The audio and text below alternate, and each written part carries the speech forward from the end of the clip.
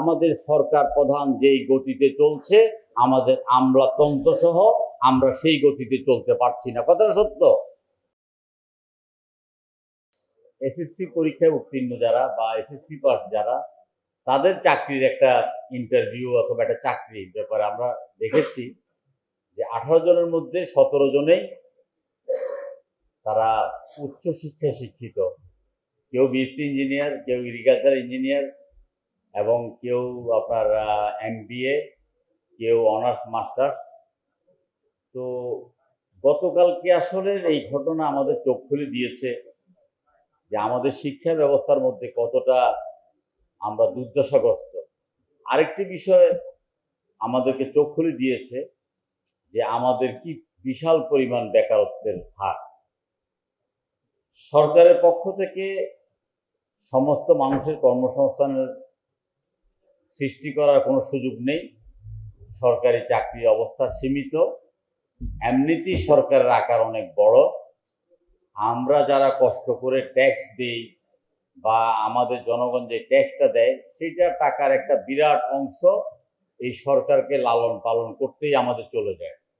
সুতরাং সেখানে এই দেশের অর্থনীতির মূল চালিকা শক্তি হলো ব্যবসায়ী, এবং ব্যবসায়ীরা কর্মসংস্থান সৃষ্টি করে। পৃথিবীর ইতিহাসে সবচেয়ে বেশি ব্যাংকের ঋণ আমাদের বাংলাদেশে। ব্যাংকের ঋণের হার, যেটা সুদের হার, পৃথিবীর সবচেয়ে বেশি। 14% এবং 16% সুদ দিয়ে বাংলাদেশে ব্যবসা করে কর্মসংস্থান করাটা একটা অলীক কল্পনা। এই বাজেটের প্রথম অন্যতম দুর্বলতা হলো যে ব্যাংক ঋণের সুদের হারকে কমিয়ে আনতে হবে। এটি অবশ্যই সিঙ্গেল ডিজিটে আনতে হবে। বাজেটের উপর অবশ্য আমি 9 মিনিট বক্তব্য রেখেছি। যেই কথাগুলো বলতে পেরেছি সেটাও আপনাদেরকে এখানে বলবো, যেই কথাগুলো বলতে পারি নাই সেই কথাগুলো বলার চেষ্টা করব। এই কথাটা বলতে পারি নাই যে সুদের হার কমাতে হবে। সুদের হার যদি না কমান তাহলে ব্যবসা বাণিজ্য ঘুরে দাঁড়াবে না, আর ব্যবসা বাণিজ্য ঘুরে না দাঁড়ালে দেশের অর্থনীতি ঘুরে দাঁড়াবে না, দেশের কর্মসংস্থান হবে না। দ্বিতীয় একটা কথা বলেছি, গত 17 বছর যাবৎ যে কোনো প্রকল্প প্রণয়নে অস্বাভাবিকভাবে এটার ব্যয় বৃদ্ধি করা হতো। কোনো একটি প্রকল্প যথাসময়ে বাস্তবায়ন করা হতো না। দেখা গেল যে একটা প্রকল্প 2 গুণ, 3 গুণ, 4 গুণ, 5 গুণ হারে এটার প্রকল্পিত ব্যয় বৃদ্ধি করা হতো এবং সময় বৃদ্ধি করা হতো। সরকারের প্রতি আমরা সংসদে আহ্বান জানিয়েছি, প্রকলন ব্যয়টা যেন যৌক্তিকসঙ্গতভাবে থাকে এবং প্রত্যেকটা প্রকল্প যেন যথাসময়ে বাস্তবায়ন করে। যদি প্রত্যেকটা প্রকল্প যথাসময়ে বাস্তবায়ন করে তাহলে কিন্তু আমাদের যে ঘাটতি বাজেটের নিয়ে আমরা দুশ্চিন্তা করছি, এই দুশ্চিন্তা আমাদের অনেকাংশে কমে যাবে। আর অপচয় রোধের কথা বলেছি, আমাদের মাননীয় প্রধানমন্ত্রী অত্যন্ত মিতব্যয়ী। আমরা এমনিই বলি অপচয়কারীরা শয়তানের ভাই। ইতিমধ্যে আপনারা জেনেছেন যে তিনি 150 টাকার মধ্যে তিনি তার লাঞ্চ করেন, এবং যারা ওনার সাথে দেখা করতে যান তাদেরও 150 টাকার মধ্যে তিনি লাঞ্চ করান। তার পিতাও মিতব্যয়ী ছিলেন। মিতব্যয়ীটা অবশ্যই আমাদের একান্ত কাম্য, কিন্তু আমি সংসদে বলেছি এই মিতব্যয়তার পাশাপাশি আমরা যেটা বিভিন্ন সামাজিক অনুষ্ঠান, বিশেষ করে বিয়ে শাদীতে আমরা দেখছি বিত্ত ভৈরবের একটা অশ্লীল প্রদর্শনী। একটা বিয়েতে কি পরিমাণ অপচয় হয় এটা একেবারে কল্পনার বাইরে। 1 মাস পর্যন্ত ট্রেনিং নেওয়া হয় গায়ে হলুদের ক্যারোগ্রাফি দিয়ে নৃত্য করার জন্য।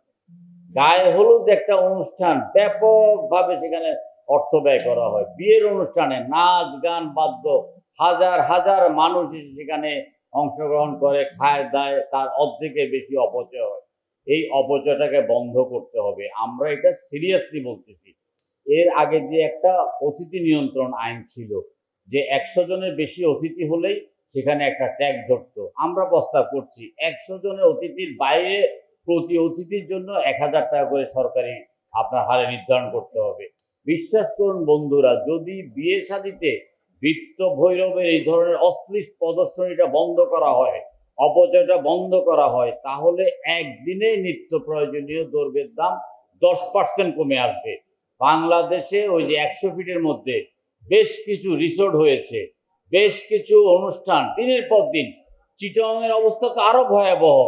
7 দিন 10 দিন পর্যন্ত এক একটা বিয়ের অনুষ্ঠান, মেয়ের পিতাকে মনে হয় যে বোতা ছুরি দিয়ে মানে পেঁচিয়ে পেঁচিয়ে হত্যা করা হচ্ছে। এখান থেকে আমাদেরকে বেরিয়ে আসতে হবে, এই অপচয়টাকে আমাদেরকে রোধ করতে হবে। তাহলে দেখবেন আমাদের নিত্য প্রয়োজনীয় জিনিসপত্রের দাম অনেকটা কমে যাবে। আর যেটা আমরা বলছি সেটা হলো যে আপনার আমাদের যে লেনদেন, ধীরে ধীরে এই লেনদেনটাকে কিন্তু ক্যাশলেস লেনদেনে পরিণত করতে হবে। আমাদের অর্থনীতির শতকরা 80% অর্থ কিন্তু আমাদের মূল অর্থনীতিতে কোনো অবদান রাখতে পারছে না। আমরা এই অর্থের কোনো খোঁজ খবরও পাচ্ছি না। পুরো অর্থটাই অর্থনীতির খাতে কোনো রকমের কোনো আপনার অবদান রাখতে পারছে না।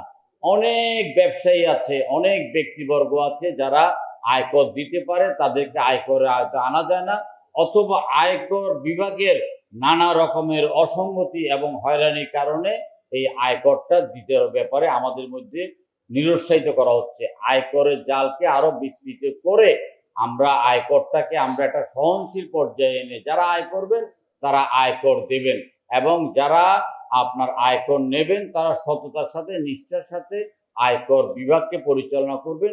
এটা আমরা একান্তভাবে কামনা করি। আমি একটি কথা অনেকবার বলেছি, সেটা হলো যে আমরা যারা বিভিন্ন পেশাজীবী, ব্যবসায়ী, আমরা চাকরিজীবী, আমরা কর দিই। আমরা জীবনের যৌবনের একটা বিশেষ সময়ে আমরা কর দিই। 65 বছর পরে সেই করের একটা অংশ যদি প্রণোদনা হিসাবে প্রবীণদেরকে ফেরত দেওয়া হয় তাহলে আমাদের দেশে আয়করটা আরো উৎসাহিত হবে। সারা পৃথিবীতে প্রবীণদেরকে যেভাবে সম্মান করা হয়, যেভাবে প্রণোদনা দেওয়া হয়, যেভাবে প্রবীণদের পিছনে সাথে সরকারের একটা সহযোগিতা থাকে, আমাদের দেশে সেটা নাই। আমরা মানি অথবা না মানি, বাস্তবতা হচ্ছে আগামী 5-10 বছর পরে প্রবীণরা আরো অসহায় হয়ে পড়বে।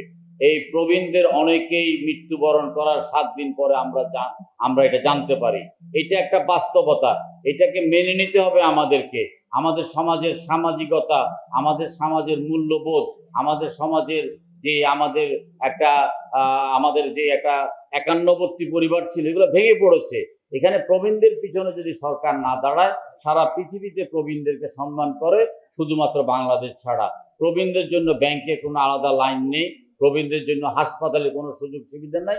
আমরা বারবার বলার পরে, এনবিএর চেয়ারম্যানের সাথে দেখা করার পরে, অর্থমন্ত্রীর সাথে বারবার আমি ব্যক্তিগত কথা বলার পরে কি করেছে যে ট্রেনের টিকিটটা প্রবীণ যারা 65 বছর তাদেরকে ফ্রি করে দিয়েছে। কয়জন মানে প্রবীণ ট্রেনে ভ্রমণ করে? তার চাইতে বড় প্রবীণদের জন্য সুস্বাস্থ্যের ব্যবস্থা করা, প্রবীণদেরকে একটা প্রণোদনা দেওয়ার জন্য আমি সরকারের কাছে আহ্বান জানাচ্ছি। আর একটা বিষয় যে কর্মসংস্থান, আবারও বলছি, কর্মসংস্থানের দিকে বিশেষভাবে নজর দিতে হবে। কর্মসংস্থান করতে হলে সরকারের যেই প্রতিষ্ঠানগুলো আছে, এই সরকারের প্রতিষ্ঠানগুলো কর্মসংস্থানের ব্যবস্থা করতে পারবে না। সরকারের প্রতিষ্ঠানের মধ্যে প্রায় 20টি প্রতিষ্ঠান প্রায় 25,000 কোটি টাকা প্রতি বছর লোকসান দিচ্ছে। এই লোকসানি প্রতিষ্ঠানটা অর্থনীতির রক্তক্ষরণ করছে। এই লোকসানি প্রতিষ্ঠানটা কখনোই কোনো অবস্থায় কোনো দিনই কেউই সরকারের পক্ষে যতই প্রণোদনা দেয় এই লোকসানি প্রতিষ্ঠানদেরকে আবার তারা লাভজনক করতে পারবে না। লোকসানি প্রতিষ্ঠান চালিয়ে আমাদের কষ্টের এই ট্যাক্সের টাকাটা অপচয় না করে প্রয়োজনে, আমি বলছি লোকসানি প্রতিষ্ঠান ফ্রি অফ কস্টে দিয়ে দেন, আল্লাহর হস্তে দিয়ে দেন। কেউ যদি নেয় লোকসানি প্রতিষ্ঠান নিয়ে পরিচালনা করুক, একটা নীতিমালা করুক, পিপিপির ভিত্তিতে অথবা আপনার জয়েন্ট ভেঞ্চারের ভিত্তিতে লোকসানি প্রতিষ্ঠানগুলো পরিচালনা করুক। কিন্তু লোকসানি প্রতিষ্ঠানগুলো যে বিটিএমসি, আপনার বিআরটিসি, তারপরে আপনার steel and engineering corporation, food and sugar milk corporation, তারপরে বাংলাদেশ কেমিক্যাল ইন্ডাস্ট্রিজ কর্পোরেশন, প্রত্যেকটা বছরের পর বছরের পর বছরের পর শুধুমাত্র লোকসান দিয়ে দিয়ে দেশের অর্থনীতিটাকে ধ্বংস করছে। সুতরাং সরকার যদি জনতুষ্টির কারণে এই লোকসানি প্রতিষ্ঠান থেকে আবার নতুন করে আমাদের জনগণের কষ্টের ট্যাক্সের টাকা দিয়ে চালু করতে চায়, এটা হবে রাজনৈতিক একটা স্ট্যান্ডবাজি। এটা কোনোদিন লোকসানি প্রতিষ্ঠান কখনোই কিন্তু লাভজনক হবে না। লোকসানি প্রতিষ্ঠানকে লিল্লায় দান করে দেন, আমরা বেঁচে যাব, সরকারও বেঁচে যাবে, দেশও বেঁচে যাবে। আর সবচেয়ে বড় কথা হলো আমরা একটা কথা মনে প্রাণে বিশ্বাস করতাম যে সুশাসন, সুশাসন ছাড়া দেশের অর্থনীতি ঘুরে দাঁড়াবে না। সুশাসন নিশ্চিত করতে না পারলে দেশের স্বার্থ সামাজিক ব্যবস্থা আমরা ঘুরে দাঁড়াতে পারবো না। সুশাসনটাকেই প্রথমত এটাকে প্রথম ভাবে আনতে হবে। সুশাসনটা আমরা জানি, আমরা যারা জনপ্রতিনিধি, আমরা সবচাইতে বেশি দুঃখে আছি, কষ্টে আছি, বেদনায় আছি। আমাদের এলাকায় মাদকের ব্যাপক বিস্তৃতি। মাদক আমাদের সমাজকে কুড়ে কুড়ে ধ্বংস করে দিচ্ছে, পরিবার ধ্বংস হয়ে যাচ্ছে, সমাজ ধ্বংস হয়ে যাচ্ছে। আমরা যখনই বলি মাদককে নির্মূল করার কথা, পুলিশ তখনই বলে যে তাদের কোনো ট্রান্সপোর্ট নেই। আসলে পুলিশে কোনো ট্রান্সপোর্ট নেই। পুলিশের মধ্যে ট্রান্সপোর্ট দিতে হবে। পুলিশের যেই বাজেট, এই বাজেটটা বৃদ্ধি করতে হবে। আমরা যদি মাদকাসক্তের থেকে কবল থেকে বাংলাদেশকে মুক্ত করতে না পারি, কিন্তু খুব দ্রুতই কিন্তু আমরা একটা ধ্বংসের দ্বার প্রান্তে আমরা চলে যাব। যাই হোক, আমরা সরকার গঠন করার পরেই একটা বিশাল যুদ্ধ, একটা বিধ্বস্ত অর্থনীতি, এই বাজেট নিয়ে এক ধরনের একটা টেনশন কাজ করছিল যে আসলে বাজেটটা কেমন হবে। বাজেট হওয়ার পরে আমরা দেখেছি গত 50 বছরের ইতিহাসে এত সুন্দর বাজেট কখনোই দেওয়া যায় নাই। খুবই সুন্দর একটা চমৎকার বাজেট দিয়েছে, জনবান্ধব একটা বাজেট দিয়েছে। বাজেটের পরে আমরা যেটা দেখি যে প্রতিদিন প্রেস ক্লাবে 2টা, 3টা, 4টা, 5টা বিভিন্ন পেশাজীবী প্রতিষ্ঠানের পক্ষ থেকে, বিভিন্ন ব্যবসায়িক প্রতিষ্ঠানের পক্ষ থেকে সাংবাদিক সম্মেলন করা হয়। এইবার কিন্তু কোনো পেশাজীবী প্রতিষ্ঠানের পক্ষ থেকে, কোনো ব্যবসায়ী প্রতিষ্ঠানের পক্ষ থেকে বাজেটে কোনো অসঙ্গতি নিয়ে কোনো সাংবাদিক সম্মেলন করা হয় নাই, রাস্তায় কোনো ডেমনস্ট্রেশন দেওয়া হয়নি। আমরা ধরে নিলাম এই বাজেটটা অত্যন্ত জনবান্ধব এবং এই বাজেটটা অবশ্যই বাস্তবায়নযোগ্য যদি আমরা সরকারকে সততার সাথে আমরা পরিচালনা করতে পারি। আমাদেরকে অনেকেই বলে যে আমাদের সরকার প্রধান যেই গতিতে চলছে, আমাদের আমলাতন্ত্র সহ আমরা সেই গতিতে চলতে পারছি না। কথাটা সত্য। আমরা এই 4 মাসে অন্তত আমি আমার অভিজ্ঞতায় বলতে পারি, আমরা যতটা দৌড়ে আমরা জনগণের খেদমত করতে চাই, আমলাতন্ত্র ততটাই আমাদেরকে বাধাগ্রস্ত করার চেষ্টা করে। আমরা সেদিন স্পিকার মহোদয়কে একটা বিষয়ে বলেছি যে আমরা যারা প্রবীণ, আমরা তো টেলিফোন তেমন ব্যবহার করতে জানি না, কল আসলে কল রিসিভ করি, আর আমরা ঠিকমতো ফেসবুকও চালাতে পারি না। কিন্তু একটা জিনিস জানি, হোয়াটসঅ্যাপের ব্যাপারটা। হোয়াটসঅ্যাপে আমরা একটা মেসেজ দিলে আমরা বুঝি যে মেসেজটা রিসিভ হয়েছে কিনা। কিভাবে? যখন একটা সবুজ বাতি জ্বলে। আমরা অসংখ্য আমলাদেরকে দেখতেছি, এমনকি আমরা অনেক মন্ত্রীদেরকে দেখছি যে তারা সবুজ বাতিটা বন্ধ করে দিয়েছে। এটা কোনো অবস্থায় কাম্য নয়।